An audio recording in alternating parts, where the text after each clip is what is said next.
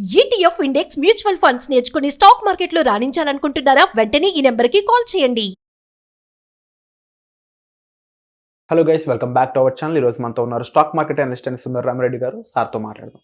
నమస్కారం సార్. నమస్తే sir, companies యొక్క మెర్జింగ్ కానీ ఎక్వైజిషన్స్ కానీ జనరల్గా రెండు కంపెనీలు కలిసి పనిచేయడం, లేదంటే ఒక కంపెనీ ఇంకో కంపెనీ టేక్ ఓవర్ చేసి దాన్ని ముందు తీసుకెళ్ళడం వల్ల ఏ రేంజ్ ప్రాఫిట్స్ కానీ ఆ కంపెనీ యొక్క భవిష్యత్తు కానీ ఏ విధంగా ఉండే అవకాశం ఉంటుంది అంటారు? డెఫినెట్గా అండి, రెండు కంపెనీస్ మెర్జ్ అవటం వల్ల రెండు అంటే సిమిలారిటీ సినర్జీ ఏదైనా ఉందనుకోండి, అది వర్కౌట్ అవుతుంది అనమాట. ఒక కంపెనీకి ఒక స్ట్రెంత్ ఉంటుంది. కొన్ని కంపెనీలు కొన్ని ప్రొడక్ట్స్ బాగుంటాయి, ఇంకో కంపెనీలో కొన్ని ప్రొడక్ట్స్ బాగుంటాయి. ఆ రెండు మెర్జ్ అవటం వల్ల అవన్నీ ఒకే మేనేజ్మెంట్ కింద వస్తాయి అనమాట. కాబట్టి ఒకదానికొట్టి కాంప్లిమెంట్స్ లాగా ఉంటాయి అనమాట. తద్వారా అవి ముందు పోతూ ఉంటాయి. అండ్ ఎగ్జాంపుల్ సిమెంట్ కంపెనీస్ ఒకటి టేక్ ఓవర్ చేస్తూ ఉంటాయి. ఈ మధ్య అదాని ఇండస్ట్రీస్ వాళ్ళు మన ఆంధ్రప్రదేశ్లో పన్నార్ సిమెంట్ వాళ్ళని బై చేశారు. అంతకుముందు ఇయర్ అదాని వాళ్ళు ఏసీసీ అండ్ అంబుజా సిమెంట్ని కొన్నారు. రీసెంట్గా డాక్టర్ రెడ్డి ల్యాబొరేటరీ వాళ్ళు నార్త్ స్టార్ అని చెప్పేసి నార్వేజియన్ కంపెనీని కొన్నారు. అండ్ గూగుల్ రీసెంట్గా ఫ్లిప్కార్ట్ ఆన్లైన్ సర్వీస్ దాన్ని టేక్ ఓవర్ చేసింది. సో ఇట్లా లిస్టెడ్ కంపెనీస్ కానీ నాన్ లిస్టెడ్ కంపెనీస్ కానీ అండ్ మెర్జింగ్ అండ్ అక్విజిషన్ చేయడం అనేది మామూలు ఇష్యూ అనమాట. బిజినెస్ ఆర్గానిక్ గ్రోత్లో పెరగాలంటే చాలా టైం పట్టిద్ది. ఇన్ఆర్గానిక్ గ్రోత్లో పెరగడం చాలా ఈజీ అనమాట. అందుకని ఈ రూట్లో వాళ్ళు చేస్తూ ఉంటారు. సో ఎందుకు చేస్తారు ఇట్లా అంటే, ఒకటి చెప్పాను కదా, రెండు కంపెనీస్ మధ్య సిమిలారిటీస్ ఉన్నాయనుకోండి, దాన్ని మెర్జ్ చేయడం ద్వారా ఏంటంటే ఎఫెక్టివ్గా మనం అందించవచ్చు. రెండోది రిస్క్ డైవర్సిఫై అవుతుంది ఆటోమేటిక్గా. ఎందుకంటే రెండు కలిపి ఒకటే మేనేజ్మెంట్కి వస్తాయి కాబట్టి కాస్ట్ తగ్గిపోద్ది, అంటే ప్రొడక్ట్ యొక్క ఎఫిషియన్సీ పెరిగిపోతుంది. రెండోది లొకేషన్ డైవర్జెన్సీ అనమాట. అంటే నువ్వు ప్లాంట్ అమెరికాలో ఉంది, నాది ఇండియాలో ఉంది, ఇంకో ప్లాంట్ యూరోప్లో ఉంది. మనం ముగ్గురు కలిసి ఒకటే అనుకోండి, మీ క్లయింట్స్కి ఇక్కడ నేను ఆఫర్ చేయొచ్చు, నా క్లయింట్స్ మీరు అక్కడ ఆఫర్ చేయొచ్చు, మొత్తం ఒకటే అవటం వల్ల ఏంటంటే బెనిఫిట్ వస్తూ ఉంటాయి అనమాట. అట్లా లొకేషన్ వైజ్ కూడా నీకు అడ్వాంటేజ్ వచ్చేసి అనిస్తుంది. మూడోది ట్యాక్సేషన్ పాయింట్ ఆఫ్ లో లాస్లో ఉన్న కంపెనీని అంటే profit making company take over చేసింది అనుకోండి, ఆ లాస్ని వీళ్ళకి వచ్చే ప్రాఫిట్ మినహాయించుకొని మిగతా అమౌంట్కి గవర్నమెంట్కి కడతారు. అందుకని కంపెనీని కొన్నట్టు ఉంటుంది, బట్ అది ఫ్రీగా తీసుకున్నట్టు అవుతుంది, గవర్నమెంట్కి ఇచ్చే ట్యాక్సేషన్ తగ్గించినట్టు అవుతుంది. అందుకని ఆ ట్యాక్సేషన్ అడ్వాంటేజ్ ఉంటుంది. అట్లా ట్యాక్సేషన్ అడ్వాంటేజ్ కావచ్చు, సిమిలారిటీస్ ఉండడం వల్ల సినర్జీ ఉండడం వల్ల ఉండొచ్చు, లేదా లొకేషన్ డైవర్సిఫికేషన్ అయి ఉండొచ్చు.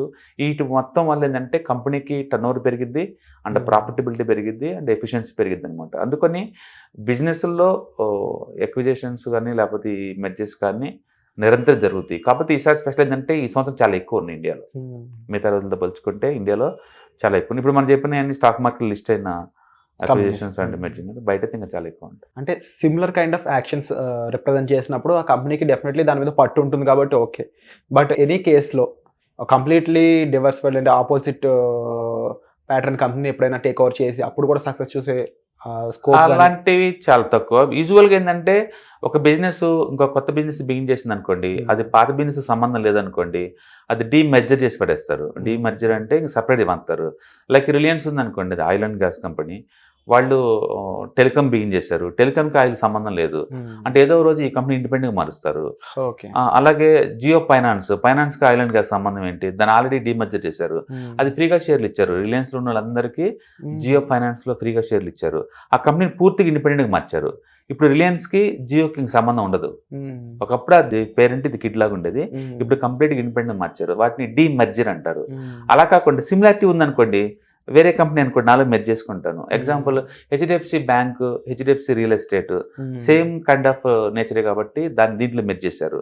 తద్వారా ఏంటంటే ఎఫిషియన్సీ పెరిగింది అనమాట లాంగ్ టర్మ్ పాయింట్ ఆఫ్ లో. సేమ్ మేనేజ్మెంట్, అంటే రెండు ఆఫీస్ రూమ్లు అవసరం లేదు, రెండు సేల్స్ టీమ్లు అవసరం లేదు, అంటే కలిపి పనిచేస్తూ ఉంటాయి అనమాట. అట్లా బిజినెస్లు రిలవెంట్ ఉన్న వాటిని మెర్జ్ చేసుకుంటూ వెళ్ళిపోతారు, అండ్ అన్రిలేటెడ్గా ఉన్న మొత్తాన్ని డీమర్జర్ ద్వారా సపరేట్ చేస్తూ ఉంటారు. అలాగే వేరే కంపెనీస్ కూడా టేక్ ఓవర్ చేస్తూ ఉంటారు, ఒక కంపెనీ ఒక్కొక్కటి అనమాట. అంత ప్రొడక్ట్స్లో ఏదైనా వీక్నెస్ ఉందనుకోండి, అవతల ప్రొడక్ట్స్ స్ట్రాంగ్ ఉన్నాయి అనుకోండి, అది ఉండటం వల్ల మనకి పెచ్ అవుద్ది అనుకుంటే దాన్ని టేక్ ఓవర్ చేస్తూ ఉంటారు అనమాట. అప్పటి వరకు చూసిన ఎక్విజిషన్స్లో కానీ లేకపోతే మ్యాచింగ్ కంపెనీలో కానీ ఇది చాలా సక్సెస్ఫుల్గా వెళ్ళింది, ఎక్విజిషన్ చేసుకోవడం చాలా రైట్ ఈ కేస్ స్టడీలో అనేటట్టు ఏదైనా ఒక ఎగ్జాంపుల్? నేను చెప్పాను కదా, అదాని వాళ్ళది సిమెంట్ టేక్ ఓవర్ అనేది అది ఎక్సలెంట్ సినర్జీ అండి. ఎందుకంటే అదాని స్ట్రక్చర్గా చూస్తే అవన్నీ ఇన్ఫ్రాస్ట్రక్చర్లో ఉన్నాయి. అది పోర్ట్ మేనేజ్మెంట్ కావచ్చు, లేకపోతే ఇన్ఫ్రాలో కావచ్చు, లేకపోతే అదాని ఎంటర్ప్రైజెస్ ఇన్ఫ్రా డెవలప్మెంట్, లేదా అదాని ఎయిర్పోర్ట్స్ కావచ్చు, ఇవన్నీ కూడా వాళ్ళు ఎన్ని ఇన్ఫ్రాస్ట్రక్చర్లో ఉన్నాయి. బోల్డ్ అంత సిమెంట్ కావాలి వాళ్ళకి. ఇప్పుడు ముంబైలో ధార్వాని వాళ్ళే డెవలప్ చేస్తున్నారు, స్లమ్ ఏరియాని. సో రియాలిటీ ఉంది వాళ్ళకి 1 lakh crore worth unlisted company. వీటన్నిటికీ బోల్డ్ అంత సిమెంట్ కావాలి. బయట కొనే బదులు ఉన్నట్టుని ఇది చేసుకోవచ్చు కదా అని చెప్పేసి ఫస్ట్ వాళ్ళు స్టార్ట్ చేశారు. ఎలాగో మనకి ఏరియాలో ఎక్స్పీరియన్స్ ఉంది అని చెప్పేసి టేక్ ఓవర్ చేసుకుంటూ వస్తున్నారు. చాలా ర్యాపిడ్గా విత్ ఇన్ 3 years కల్లా ఇండియాలో సెకండ్ బిగ్గెస్ట్ గ్రూప్ అయిపోయింది సిమెంట్ గ్రూప్లో. మామూలుగా అయితే గ్రాసిమ్, ఇప్పుడు గ్రాసిమ్ దగ్గరలోకి వస్తుంది వాళ్ళు కొద్దాన్ని చేసుకుంటూ. ఇప్పుడు పెన్నార్ ఇండస్ట్రీస్ని వాళ్ళు మెర్జ్ చేసుకోవడం వల్ల ఆంధ్రప్రదేశ్లో వాళ్ళ వాటా ఆల్మోస్ట్ 18% అయింది. ఇప్పుడు దాకా వాళ్ళు 0, ఇప్పుడు 18 అయింది. టోటల్ ఇండియాలో 8% ఎక్స్ట్రా యాడ్ అయినండి వాళ్ళకి. సార్ మరి ఇలా కంప్లీట్గా ఉన్న సెక్టార్లో అన్నింటినీ కొనుక్కుంటూ వెళ్తున్నప్పుడు సింగిల్ ఓన్ పేరెంట్ కంపెనీగా మారిపోయే ఛాన్స్ ఉందంటారా? దీనివల్ల అదర్ కంపెనీస్ ఏవైతే స్టార్టింగ్ ఉంటాయో స్టార్ట్అప్ కింద లేదంటే ఒక కొత్త ఇన్వెస్ట్మెంట్ కింద వచ్చే ఉంటాయో వాటికి ఇది ఎంతవరకు ప్లస్ మైనస్ అయ్యే? సిసిఐ ప్రతి కంట్రీలో ఉంటుందండి. అది కాంపిటేటర్ని అబ్జర్వ్ చేస్తూ ఉంటారు. వాళ్ళు ఏంటంటే కాంపిటీషన్ హెవీగా పోతుంది అనుకోండి, దాన్ని కొత్త కంపెనీలు టేక్ ఓవర్కి అలౌ చేయరు. అందుకని వాళ్ళు పర్మిషన్ తీసుకున్న తర్వాత వీళ్ళు కంపెనీలు కొంటా ఉంటారు అనమాట. అందుకని మార్కెట్లో ఫోర్సెస్ని కంట్రోల్ చేసే అంత స్టేజ్కి రానివ్వరు. ఓకే, వచ్చినప్పుడు దాన్ని యూజువల్గా స్టాక్ మార్కెట్లో అయినా బయట అయినా సరే పోటీ ఏదైనా వస్తుంది అనుకోండి, మోనోపోలీ అంటే సింగిల్ కంపెనీ రూల్ చేయటం, ఒలిగోపోలీ అంటేనే మల్టిపుల్ అనమాట. సో యూజువల్గా ఏదో ఎంతకంత పోటీ ఉంచుతారు, మోనోపోలీ స్టేటస్ రానివ్వరు. ఓకే, ఇండియాలో గ్రాసిమ్ ఆల్రెడీ ఆ ఏరియాలో లీడింగ్ ఉంది. చిన్న చిన్న లోకలైజ్డ్ సిమెంట్ కంపెనీలు చాలా ఉన్నాయి ఇండియాలో. అందుకని నిజంగా అదాన్ని వాళ్ళు డిసైడ్ చేస్తారా సిమెంట్ ప్రైసెస్ ఇండియాలో అంటే అంతేం లేదు. కాబట్టి ఏ ఇండస్ట్రీ అయినా సరే యూజువల్గా బిజినెస్ మెన్ ఏంటంటే ఇన్ఫార్మల్గా మీట్ అయ్యి రేట్ ఫిక్స్ చేసుకుని అమ్ముతారు. ఒకరిని చూసి ఇంకెందరూ ఫాలో అవుతుంటారు. ఎగ్జాంపుల్ మొన్న జియో టెలికామ్ వాళ్ళు రేట్లు పెంచారు. తక్కువ అంటే 15, ఎక్కువ అంటే 25% పెంచారు. అది చూసి భారతీ ఎయిర్టెల్ పెంచారు, నెక్స్ట్ వోడాఫోన్ వాళ్ళు పెంచారు. ఆ 3 పెంచడం ద్వారా బిఎస్ఎన్ఎల్ పెంచడం వల్ల ఈ మధ్య క్లయింట్స్ ఎక్కువ అవుతున్నారు వీళ్ళకి, బిఎస్ఎన్ఎల్కి. సో అందుకని ఏ ఇండస్ట్రీ అయినా సరే ఇన్ఫార్మల్ మీటింగ్స్ పెట్టుకొని ఫిక్స్ చేసుకుంటారు, 2 కంపెనీలు ఉన్నా 3 కంపెనీలు ఉన్నా. సో మోనోపోలీ అవ్వడం అనేది నాట్ పాసిబుల్ అంటారు? నాట్ పాసిబుల్ ఇండియాలో, ఎందుకంటే లోకల్ ప్లేయర్స్ చాలా మంది ఉన్నారు. కాబట్టి ఒకటి ఇన్ఫార్మల్గా మీటింగ్ పెట్టుకొని అందరు కలిసి అయితే పంచుకొని పోతుంటారు, మా విషయం. బట్ ఇండియా యూనిక్నెస్ ఏంటంటే ప్రతి స్టేజ్లో ప్రతి స్టేట్లో కూడా లోకలైజ్డ్ ఫ్యాక్టరీస్ ఉన్నాయి. అందుకని ఆ ఏరియాలో అది ఎప్పటికీ మోనోపోలీ కాలేదు. కాకపోతే ఒకటి ప్రైస్ ఫిక్స్ చేసుకుంటారు గ్యారంటీగా, అది మామూలు విషయం. ప్రతి సమ్మర్లో కొంచెం డిమాండ్ వస్తుంది అన్నప్పుడు ఆటోమేటిక్గా అంటే ప్రైస్ తీసుకోగలుగుతారు. అదే ప్రతి ఒక్క ఇండస్ట్రీలో కనపడతా ఉంటుంది మనకు అది. అండ్ ఈ మెర్జింగ్ అనేది నాట్ ఓన్లీ ఈ ఇండస్ట్రీ అండి, ప్రతిదీ ఆన్లైన్స్లో చాలా వరకు ఉంటుంది. లైక్ ఈ కామర్స్లో కామన్ విషయం, ఒక దాంట్లో మెర్జ్ అవడం అనేది ఈ కామర్స్లో. అండ్ ఇది లాస్ట్లో ఉన్న company profit making company merge చేయడం అనేది మామూలు విషయం. అండ్ ఫ్యాషన్ డిజైనింగ్ వాటిలో కూడా ఎక్కడైనా సరే సిమిలారిటీ ఉందంటే మెర్జింగ్ చేయడం ద్వారా వాడికి ఏంటంటే కాస్ట్ కటింగ్ అవుతుంది, ప్రాఫిటబిలిటీ పెరుగుతుంది. రీసెంట్గా పబ్లిక్ సెక్టర్ బ్యాంక్స్ అనే దాంట్లో మెర్జ్ చేయాలి. సో డెఫినెట్గా ఉంటుంది, సినర్జీ ఉంటే ఎఫెక్టివ్నెస్ పెరిగిద్ది అనమాట.